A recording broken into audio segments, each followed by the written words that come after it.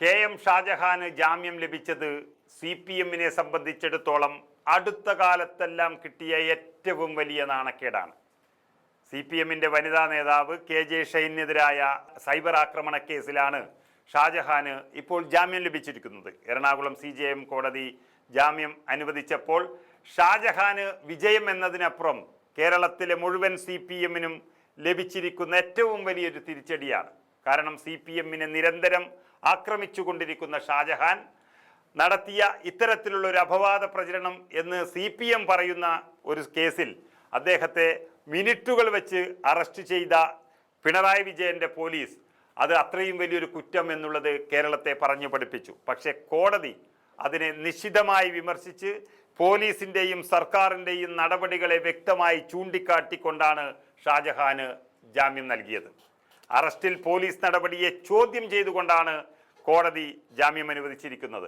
25,000 രൂപയുടെ ബോണ്ട് അടക്കമുള്ള ഉപാധികളോടെയാണ് ജാമ്യം. ജാമ്യത്തിൽ ഇറങ്ങിയ ശേഷം തെളിവുകൾ നശിപ്പിക്കരുത് എന്നും സമാനമായ ഇത്തരം കുറ്റകൃത്യങ്ങൾ ആവർത്തിക്കരുത് എന്നും കോടതി ഉത്തരവിൽ പറഞ്ഞിട്ടുണ്ട്. ഷാജഹാനെതിരെ കേസെടുത്ത് 3 മണിക്കൂറിൽ അറസ്റ്റുണ്ടായെന്നും അറസ്റ്റ് ചെയ്യാൻ ആലുവയിലെ ചെങ്ങമനാട് CIക്ക് ആരാണ് അധികാരം നൽകിയതെന്നും കോടതി ചോദിച്ചിരിക്കുന്നു. സ്പെഷ്യൽ ഇൻവെസ്റ്റിഗേഷൻ ടീമാണ് അറസ്റ്റ് ചെയ്തത് എന്ന് പോലീസ് കോടതിയെ അറിയിക്കുകയും ചെയ്തു.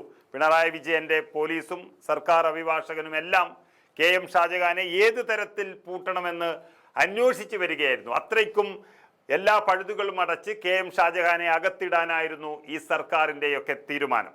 അപ്പോൾ പ്രത്യേക അന്വേഷണ സംഘത്തിൻ്റെ ഉത്തരവ് ഹാജരാക്കാൻ കോടതി ആവശ്യപ്പെടുകയായിരുന്നു. കേസെടുത്ത ശേഷം 3 മണിക്കൂർ കൊണ്ട് എങ്ങനെ തിരുവനന്തപുരത്തെത്തി അറസ്റ്റ് ചെയ്തുവെന്നും കോടതി ചോദിക്കുകയുണ്ടായി. റിമാൻഡ് റിപ്പോർട്ടിൽ ലൈംഗിക ചുവയുള്ള ഏതെങ്കിലും വാക്കുണ്ടോ എന്നും കോടതി ചോദിക്കുകയാണ് സർക്കാരിനോട്.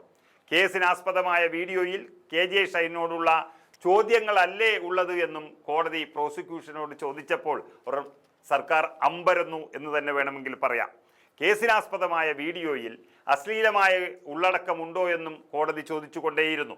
എന്നാൽ ഷാജഹാൻ കുറ്റങ്ങൾ ആവർത്തിക്കുകയാണ് എന്നാണ് പ്രോസിക്യൂഷന് പറയാനുണ്ടായിരുന്നത്.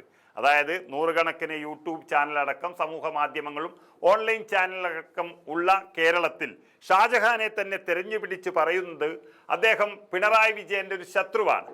ആ പിണറായി വിജയൻ്റെ ശത്രുവിനെ പൂട്ടാനുള്ള തിടുക്കത്തിൽ ആഭ്യന്തര വകുപ്പ് ഒന്നടങ്കം പ്രവർത്തിച്ചിട്ടും കോടതി അതിനെല്ലാം തള്ളിക്കളഞ്ഞ് ജാമ്യം നൽകിയപ്പോൾ CPM-നും സർക്കാരിനും അടുത്ത കാലത്തെ ഏറ്റവും വലിയ നാണക്കേടിലേക്ക് നീങ്ങി.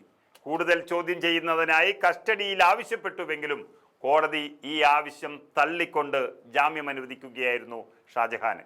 ഷാജഹാനെതിരെ പുതിയ കേസ് രജിസ്റ്റർ ചെയ്ത് തിരക്കിട്ട് അറസ്റ്റ് ചെയ്തതിന് പിന്നാലെ കോടതി ജാമ്യം അനുവദിച്ചതിന് പോലീസിന് വൻ തിരിച്ചടിയാണ് ലഭിച്ചിരിക്കുന്നത്. അതുപോലെ തന്നെ VS അച്യുതാനന്ദൻ്റെ മുൻ അഡീഷണൽ സെക്രട്ടറി എന്നുള്ള നിലയിൽ അദ്ദേഹത്തോട് പിണറായി വിജയനുണ്ടായിരുന്ന ഒരു കലിപ്പ് അത് ഇങ്ങനെ അറസ്റ്റ് ചെയ്ത് തീർക്കാമെന്നും അകത്തിട്ട് പീഡിപ്പിക്കാമെന്നും ഒക്കെയുള്ള വലിയ പ്രതീക്ഷയാണ് തകർന്ന് തരിപ്പണമായിരിക്കുന്നത്. ഏതായാലും CPM-നെ സംബന്ധിച്ചിടത്തോളം അടുത്ത കാലത്ത് കിട്ടിയ ഏറ്റവും വലിയ തിരിച്ചടിയും നാണക്കേടും തന്നെയാണ് ഷാജഹാന് കിട്ടിയിരിക്കുന്ന ജാമ്യം.